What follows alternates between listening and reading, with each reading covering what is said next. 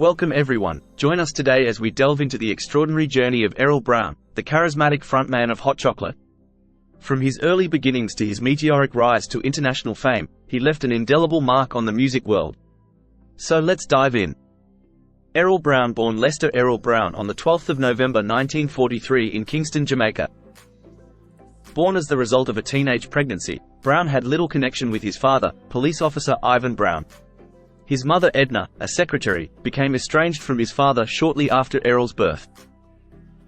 Desperate to save her son from a life of poverty and gang violence, Edna left for London when he was 6, aiming to earn money for a better future. For the next few years, Brown stayed with an aunt and her husband, who took their frustrations out on him through frequent beatings. He longed to be with his mother, who was working hard with 2 jobs, as a shorthand typist and a post office employee. By the time he was 12, Edna had bought a home and saved enough to bring her son to London. Within a few years, Edna's hard work earned Brown a spot at a private school in West Hampstead. Surrounded by affluent children, he initially faced ridicule for his strong accent and skin color. However, this challenging environment brought a silver lining: his ambitions transformed significantly. At his previous school in Streatham, children aspired to be bus drivers or postmen, but at his new school, the expectations were higher, with his peers aiming to become doctors and lawyers, and well-paid careers became not just dreams but realistic goals. After a brief and unsatisfying stint as a civil servant at the Treasury, Brown realized his true calling was in music. At 20, the trauma of losing his mother to cancer led to auditory hallucinations, with spontaneous lyrics and melodies appearing in his mind. This inspired him to pursue singing. A friendship with Trinidadian musician and 10-pin bowling partner Tony Wilson further fueled his passion, leading to his first foray into songwriting. Brown's big break in music came in 1969 with a reggae version of John Lennon's "Give Peace a Chance." Lennon, reportedly amused by the makeshift lyrics, arranged for its release on the Apple label, leading to the formation of Brown and Wilson's group, the Hot Chocolate Band. Although the single flopped, it caught the attention of producer Mickie Most, who had already engineered success for acts like Herman's Hermits and the Animals. Under Most's patronage and renamed simply Hot Chocolate, the band released "Love Is Life," which reached number 6 in the charts in 1970. This success marked the start of a string of annual hits, including Emma, You Could Have Been a Lady, which became a hit in the US and Canada for April Wine, and I Believe in Love. These releases were all on Mickie Most's Rack record label. Brown and bassist Tony Wilson wrote most of Hot Chocolate's original material and also created hits for other artists, including Herman's Hermits, Julie Felix, and Mary Hopkin. Gradually, the band became regulars on the UK singles chart. One notable hit from this period, Brother Louie, which addressed parental opposition to mixed-race relationships, featured a guest spoken vocal from Alexis Corner. Hot Chocolate found great success during the disco era of the mid-1970s.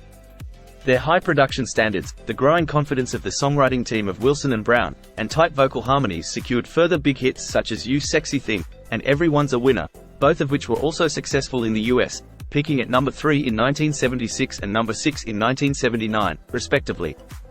After Wilson left for a solo career, Brown took over all songwriting duties.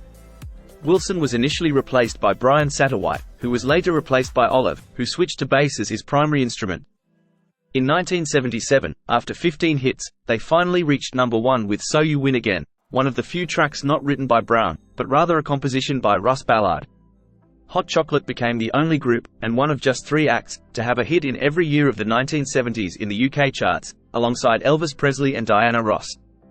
The band continued this streak, having at least 1 hit every year from 1970 to 1984.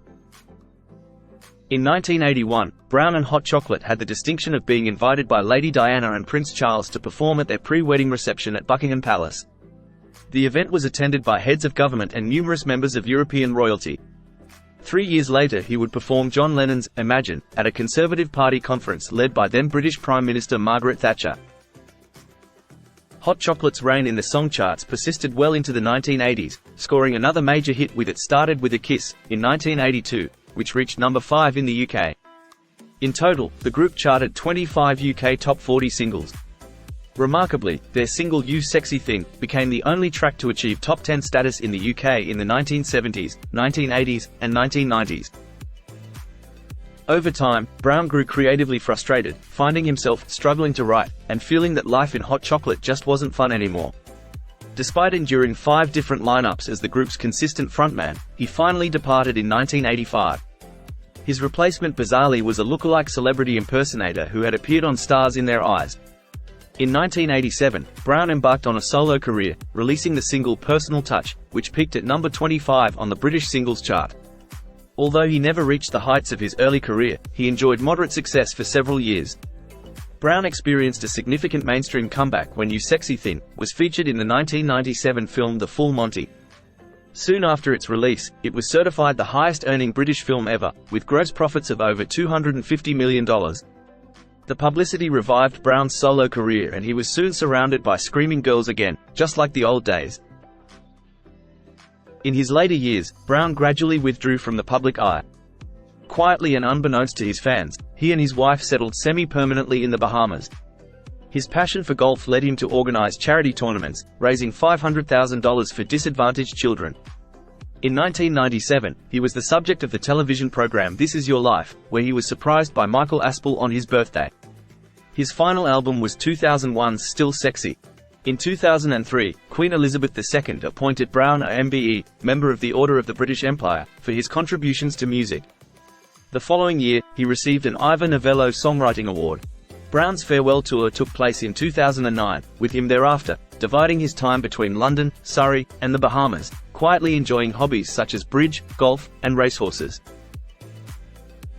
Personally, Brown was recognized for his distinctive bald head, a look he adopted after friends suggested he shave his hair off as a joke. Liking the way it looked, he kept his head shaven for the rest of his life. On December 11, 1976, he married Jeanette Marie, a 22-year-old former model from Mauritius, and they settled down together. They had two daughters, Colette, born in 1977, and Leonie, born in 1979. Brown was the owner of national hunt horses, among them Gainsay, who claimed victory in the Ritz Club Trophy at Cheltenham in 1987. Sadly, Errol Brown passed away from liver cancer on May 6, 2015, at his island home in the Bahamas. He was 71 years old.